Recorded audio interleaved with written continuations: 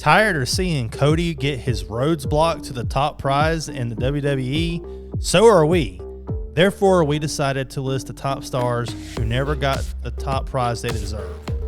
Maybe they were a champion in a smaller organization, but never received the major promotion gold. Or maybe they were blocked from the top in any promotion they went. Either way you have it, here are our top 10 wrestlers who got blocked from reaching the top. Runner-up, Luna Vachon. Luna Vachon was one of the top female wrestlers during a dark age in women's wrestling history. She even became the first woman to make it onto a WWF video game with the WWF Raw video game that came out during the Super NES era of video games. There really was no excuse for why Luna was never given the top prize. It unfortunately was not in the cards for her. Number 10, Shelton Benjamin. What the heck happened to Shelton Benjamin? Talk about underrated. Benjamin is one of the best in-ring performers of his time. He was insanely released recently from the WWE despite still being able to go. His lack of microphone skills always held him back, but the guy was as good as other wrestlers who made it to the top based on ring ability alone. He participated in the first Money in the Bank where he could have went on to win a major championship. He also received a pretty nice push in the early part of his career, but one that was not far enough.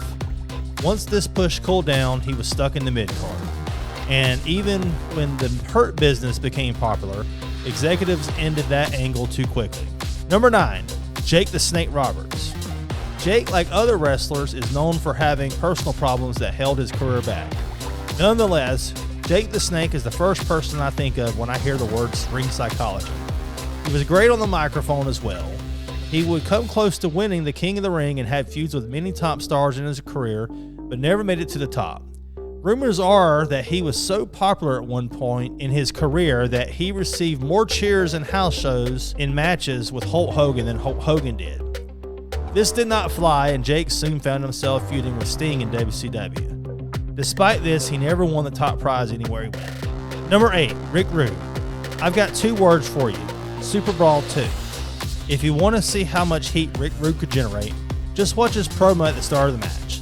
The booing was deafening and would make even Dominic Mysterio look like a top babyface. And they did not have to lower the volume on the mic or anything. Rick Rude won Intercontinental and U.S. title gold and had feuds with top babyfaces of his time, including Sting and the Ultimate Warrior. He even won the WCW International World Heavyweight Championship, but let's face it, it was not the same. He revolutionized wrestling by having custom-made tights that would mock his opponents. Rick Rude would unfortunately have to retire early after an injury in Japan against Sting. Number 7, Ted DiBiase. So close. The $1 Million Man had the belt in his hands.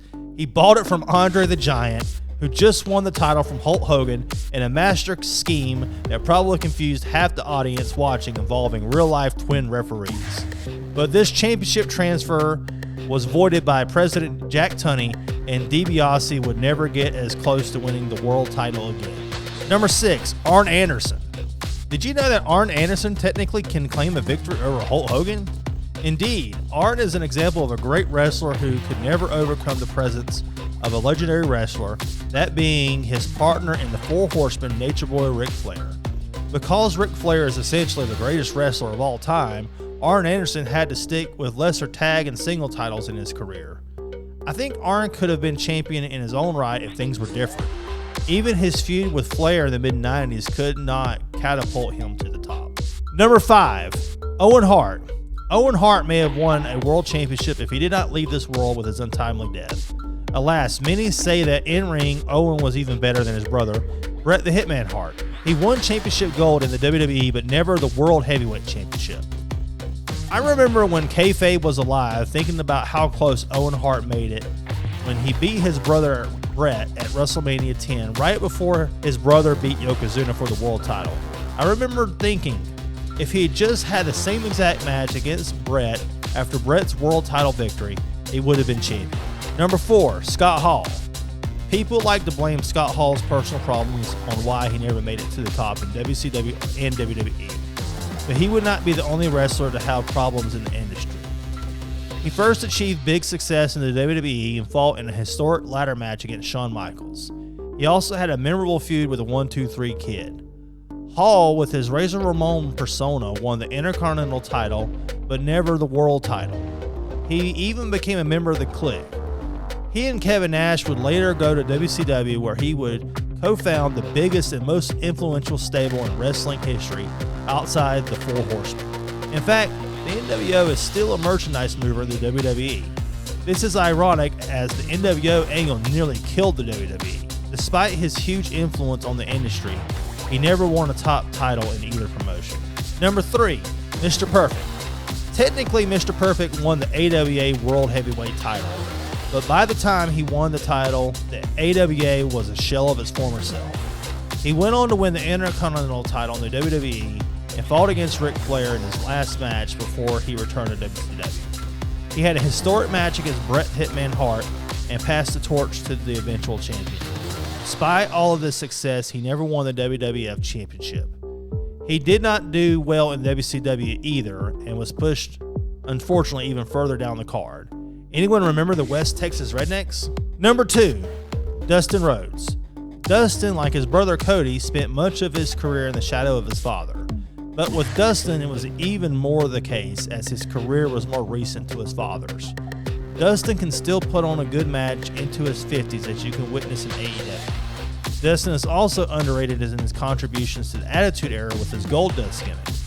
In fact, this gimmick alone proved that he could play a character aside from being just the son of his father. He stepped out of his father's shadow in a big way, but it still did not get him the top spot in the WWE or WCW. Some people may say that he does not deserve to be number 2, but I would argue that he's underrated even to this day. Number 1, Rowdy Roddy Piper. By far the most agreed upon wrestler who never achieved world title success, Piper was successful in the NWA and the WWF. However, he never won a world title despite main eventing WrestleMania and having historic matches against the likes of Greg Valentine and Bret the Hitman Hart. He even fought against world champion Hollywood Hogan at Starrcade, but it was a non-title match.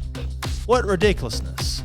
People often say that the reason why Piper never won the top gold was his unwillingness to job.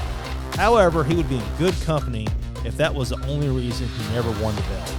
Decades later, it is still recognized by many fans that it was a shame that he never won a world championship. Undoubtedly the best wrestler in the world, but have never been a world champion. That's it, folks. The way Roman is hogging the belt, there's a good chance we will see many more, including Cody Rhodes and LA Knight, make this list. But we hope not. But like many of these guys, they never made it to the top because of a huge name in the business taking the spot. But we hope they make it. Yeah! If you want to hear more discussion, please be sure to check out our podcast where we discuss this topic, the Royal Rumble, as well as the Vince McMahon scandal.